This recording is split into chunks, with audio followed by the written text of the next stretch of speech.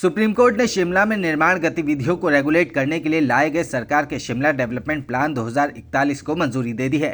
Court ने इस plan को अमल पर रोक लगाने वाले मई 2022 में दिए गए नेशनल ग्रीन ट्रिब्यूनल के आदेश को रद्द कर दिया है। कोर्ट ने कहा कि जहां तक हमने इस प्लान को पहली नज़र में देखा है, इस प्लान को विभिन्न एक्सपर्ट कमेटी की रिपोर्ट को ध्यान में रखकर तैयार किया गया है। कोर्ट ने कहा कि प्लान में राज्य के विकास की ज़रूरतों के साथ पर्यावरण और पारिस्थितिक चिंताओं के बीच संतुलन का ध्यान भी रखा गया है। इसके बावजूद अगर इसके प्रावधान पर किसी नागरिक को ऐतराज़ है तो उपयुक्त फोरम पर अपनी शिकायत कर सकता है।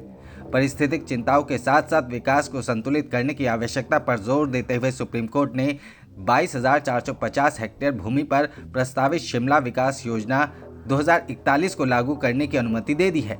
योजना लागू होने पर कुछ प्रतिबंधों के साथ 17 ग्रीन बेल्ट में निर्माण का मार्ग प्रशस्त हो गया। योजना का उद्देश्य शहर में निर्माण गतिविधियों को विनियमित करना है। जस्टिस BR गवई और जस्टिस अरविंद कुमार की पीठ ने राष्ट्रीय हरित प्राधिकरण के पिछले आदेशों को ये कहते हुए रद्द कर दिया कि राज्य सरकार और उसके अथॉरिटी को एक विशिष्ट तरीके से विकास योजना बनाने का निर्देश देना ट्रिब्यूनल के अधिकार क्षेत्र से बाहर है। पीठ ने अपने आदेश में कहा है कि हमने विकास योजना को देखा है, विभिन्न विशेषज्ञ समितियों की रिपोर्ट और पर्यावरण और पारिस्थितिक पहलू समेत विभिन्न पहलुओं के संबंध में किए गए अध्ययनों पर विचार करने के बाद विकास योजना को अंतिम रूप दिया गया है। हम स्पष्ट करना चाहते हैं कि हमने इस विकास योजना के सूक्ष्म विवरण पर विचार नहीं किया है।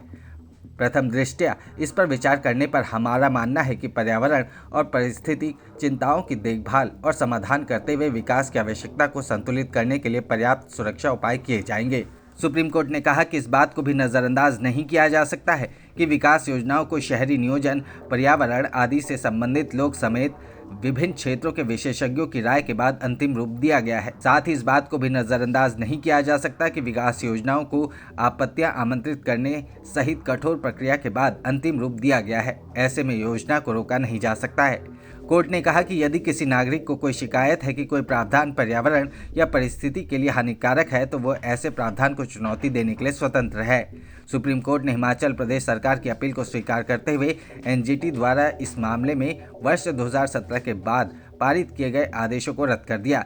सुप्रीम कोर्ट ने कहा कि हिमाचल प्रदेश राज्य 20 जून 2023 को प्रकाशित विकास योजना के साथ आगे बढ़ सकता है। सुप्रीम कोर्ट ने कहा कि हिमाचल प्रदेश राज्य 20 जून 2023 को प्रकाशित विकास योजना के साथ अब आगे बढ़ सकता है।